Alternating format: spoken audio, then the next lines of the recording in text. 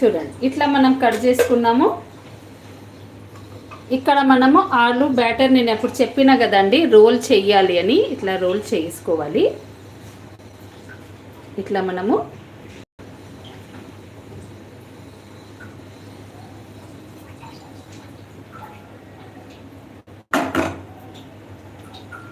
కొద్దిగా తక్కువ కూడా పెడితే ఇట్లా మనము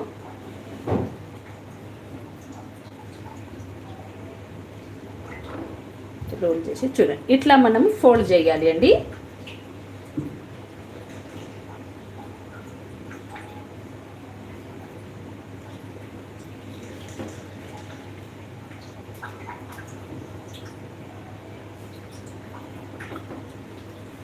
ఇట్లా ఫోల్డ్ చేసి మనము